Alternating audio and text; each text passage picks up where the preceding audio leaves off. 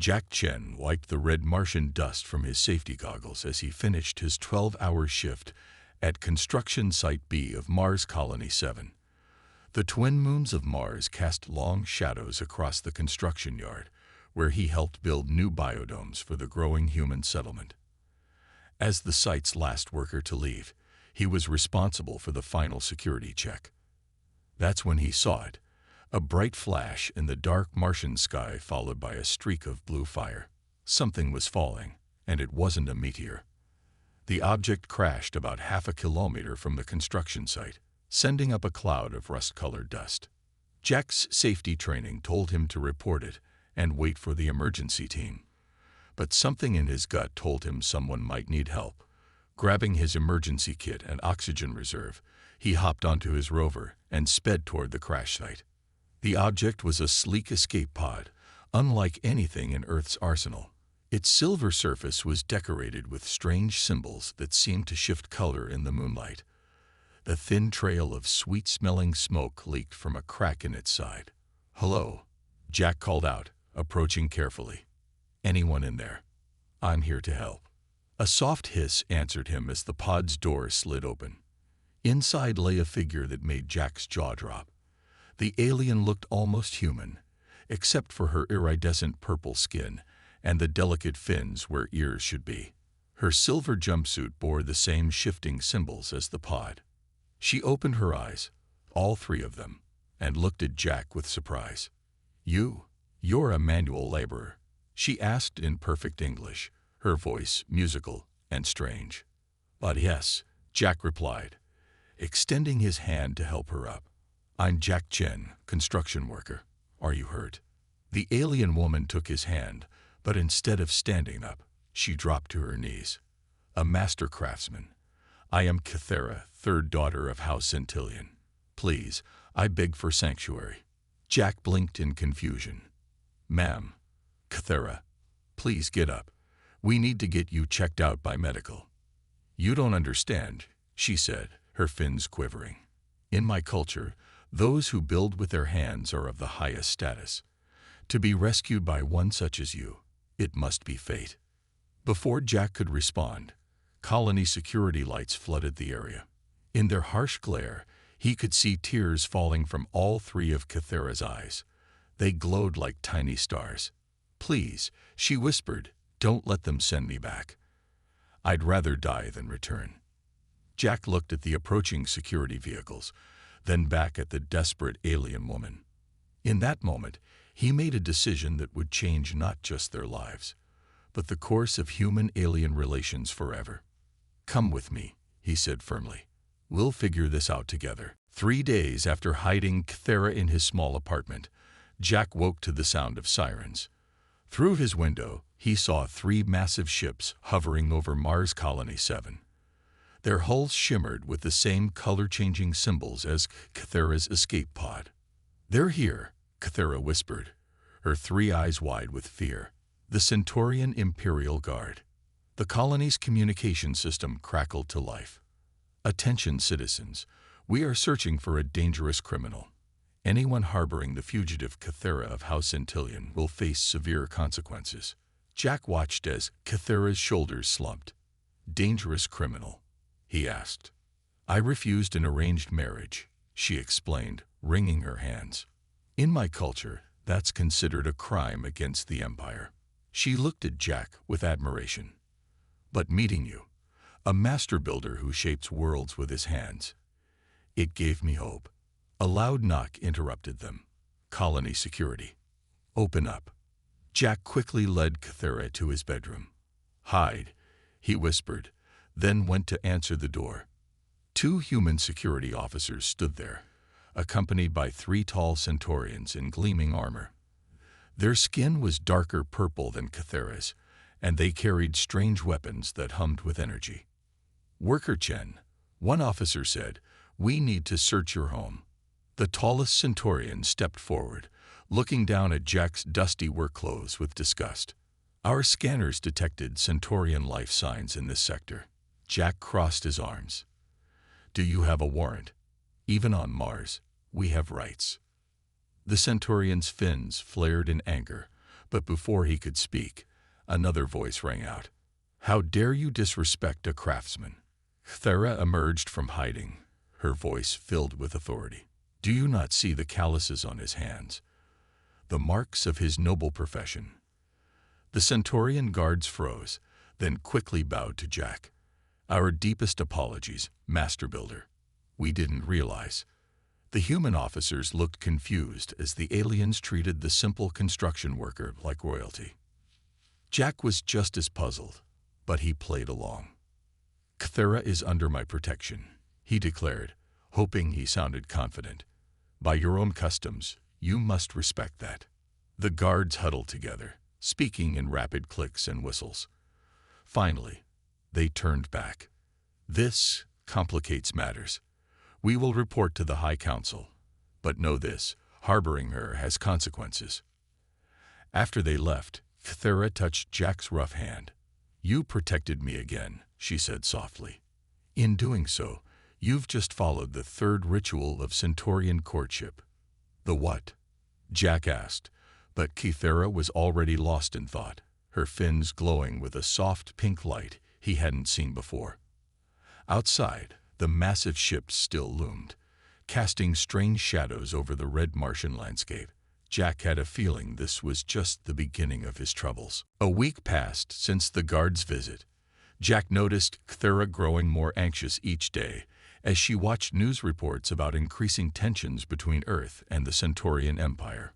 One evening, as Jack returned from his shift, he found Cthulhu pacing in his small living room. Her fins were dark blue, a color he'd learned meant deep worry. "Jack," she said, wringing her hands, "I must tell you something important." She took a deep breath. "The marriage I refused, it wasn't just any political union. My intended husband is Admiral Zextor, the leader of our war fleet." Jack sat down heavily. "War fleet?" "Yes. The Admiral plans to use our marriage to justify attacking Earth colonies. He would claim Earth corrupted me if I refused, giving him an excuse for war." Her three eyes filled with glowing tears. "Millions would die." "That's insane," Jack said. "One marriage can't start a war." Cthulhu moved closer, taking his rough hands in her smooth ones. "In our culture it can, but," her fins turned pink, "there's a solution. If I marry someone else first, someone of equal or higher status." Jack's eyes widened. "Wait, because I'm a master builder in your culture." "Yes." Cthulhu dropped to her knees. "Please, Jack Chen, will you marry me? It would give me diplomatic immunity and stop the war." Her three eyes looked up at him hopefully. Jack stood up and walked to the window, staring at the Martian landscape. "Cthulhu, I like you, but marriage. How do I know this isn't just about politics?" Suddenly, the apartment's lights flickered.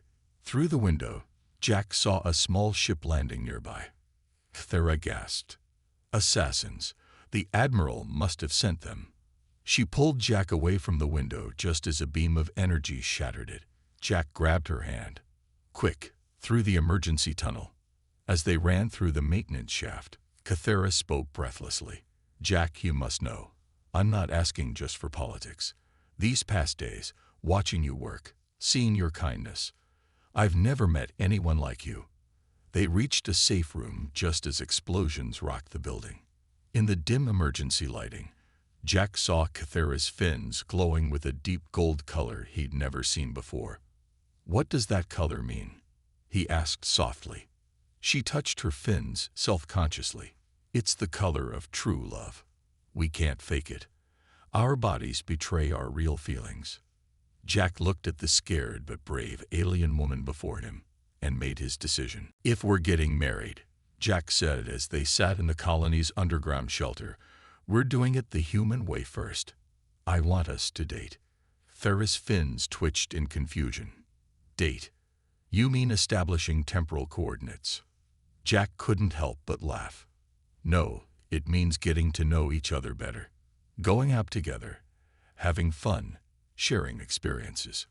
And so began Cthulhu's crash course in human romance. Their first date was in the colony's hydroponics garden, where Jack brought a picnic lunch. Thera was fascinated by the concept of sharing food. In our culture, eating together is only for formal state functions, she explained, carefully trying to handle a sandwich. This is much more intimate. Her fins glowed pink as she accidentally got mayonnaise on her nose. News of their dating spread quickly through the colony. Humans found it amusing to watch Thera attempt Earth customs, while the remaining Centaurian diplomats were scandalized. A noble daughter, eating with her hands in public, one diplomat complained, walking side by side instead of 3 steps behind, dancing to common music. But Thera didn't care. She threw herself into learning human ways with enthusiasm. She watched old Earth romance movies, practiced making coffee, though it made her fins buzz, and even tried to learn Jack's favorite songs. One evening, as they walked through the colony's observation dome, watching the Martian sunset, Thera stopped suddenly. "Jack," she said seriously, "I think I understand now why humans date. It's not just about learning each other's ways." She took his hand, her 3 eyes shining. "It's about choosing each other every day, about building something together." Jack squeezed her hand. "That's exactly it." A group of Centaurian nobles passed by, gasping at their public display of affection. But for the first time, Thera didn't flinch away. "Let them talk," she said proudly. "I'd rather have one honest moment holding your hand than a lifetime of proper distance." As they continued their walk, Jack realized something amazing. He wasn't just helping Thera anymore. He was falling in love with her. Word about Jack and Thera's relationship spread beyond Mars Colony 7. Pictures of them sharing ice cream, holding hands, and laughing together flooded the galactic networks. To everyone's surprise, many young Centaurians started questioning their own traditions. If a noble daughter can find happiness with a builder, they whispered, why must we follow the old ways? One morning, Jack arrived at work to find his datapad filled with messages from Centaurian youth asking about human dating customs. Thera's social feeds were overwhelmed with questions about freedom of choice in relationships. "You've started something big," said Sarah, Jack's site supervisor, showing him news footage of peaceful protests on Centaurian worlds. Young aliens were holding hands in public, sharing meals, and demanding the right to choose their own partners. But not everyone was happy about these changes. During a video call with Earth's diplomatic team, Jack learned the true stakes of their situation. Admiral Zextor's marriage to Thera wasn't just about power, the diplomat explained. The Admiral's fleet carries planet-killer weapons. He planned to use Thera's status to justify wiping out Earth's colonies. Thera, who was listening, turned pale purple with shock. My father, he must not have known this. Just then, their call was interrupted by a new broadcast. Thousands of Centaurians were gathering in their capital city, all with glowing golden fins, the color of true love. "We stand with Thera," they chanted. "Love is a choice." The protests spread to other alien worlds. Species that had always seen humans as primitive began looking at Earth's ideas about love and freedom with new interest. "You see," Thera said to Jack, her fins glowing brighter than ever. "My people needed to see that there was another way. You showed them that strength doesn't come from rigid rules or ancient traditions. It comes from here." She placed her hand over her heart. Jack watched in amazement as more news poured in. Centaurian nobles were openly dating common workers. Mixed-species couples were coming forward with their stories. The grand houses that had ruled through fear and tradition were losing their grip. "We never meant to start a revolution," Jack said softly. Thera smiled, all 3 eyes twinkling. "Sometimes the biggest changes come from the smallest choices. You chose to help me that night. I chose to trust you. And now," she gestured at the broadcast showing the peaceful protests, "now our people are choosing a better way." But their moment of joy was interrupted by an urgent alert. Admiral Zextor's war fleet had left its base, heading straight for Mars Colony 7. As Admiral Zextor's fleet approached Mars Colony 7, A grand ship bearing the royal crest of House Centillion appeared. Thera's father, High Lord Centillion himself, had arrived. The High Lord's arrival caused quite a stir in the colony. His ceremonial robes shimmered with living light, and his retinue included the most powerful nobles of the empire. When he requested a meeting with Jack, the colony's governor provided their finest conference room. Builder Chen, High Lord Centillion said, his voice deep and resonant, "I've come to make you an offer." He placed a crystal chest on the table. Inside were documents and precious gems that glowed like captured stars. "This grants you noble status, wealth beyond imagination, and control of 3 solar systems," he continued. "All you need to do is end your relationship with my daughter." Jack looked at the chest, then at Kythera, who stood silently by the door, her fins pale with worry. "Sir," Jack said, standing straight in his dusty work clothes, "I've learned a lot about your culture these past weeks. You value status and tradition. But where I come from, we value something else. Choice." He walked over to Kythera and took her hand. "Your daughter chose to crash land near my construction site. She chose to trust me. And every day since then, we've chosen each other." The High Lord's fins darkened. "You would refuse such power, such wealth." "I would," Jack said firmly, "because Kythera isn't a political tool or a bargaining chip. She's the woman I love." To everyone's surprise, Kythera's father began to laugh. His fins glowed with a new color, one that Kythera had never seen before. "Finally," he exclaimed, "someone who sees my daughter as a person, not a prize." He turned to his stunned advisors. "This is why I let her escape. Our empire needs this change." But before they could celebrate, alarms blared throughout the colony. Admiral Zextor's fleet had arrived. "Weapons charge. If I cannot have her," the Admiral's voice boomed through the colony speakers, "then no one will." Admiral Zextor's warships surrounded Mars Colony 7, their weapons glowing with deadly energy. But before he could fire, thousands of small ships appeared from hyperspace. Centaurian youth who had followed the news of Jack and Kythera's love story. "We stand with the Builder and the Princess," they broadcast. Their ships formed a protective ring around the colony, fins glowing gold with true love. High Lord Centillion stepped forward. "Admiral, your time is over. Our people have chosen a new path." He turned to Jack and Kythera. "The wedding shall proceed, both in Earth and Centaurian traditions." The ceremony took place in the colony's largest dome. Jack wore his cleanest work uniform, proudly displaying his builder's tools.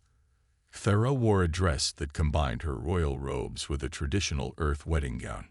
"In my culture," Jack said during their vows, "we say love builds bridges. I never thought I'd build one between worlds." Kythera's 3 eyes sparkled with happy tears. "And in my culture, we believe true power lies in creation. You taught me that the greatest thing we can create is love." Their kiss broke centuries of Centaurian tradition. As they touched, Kythera's fins glowed with a light so bright it was seen from orbit. Admiral Zextor, watching from his ship, finally ordered his fleet to stand down.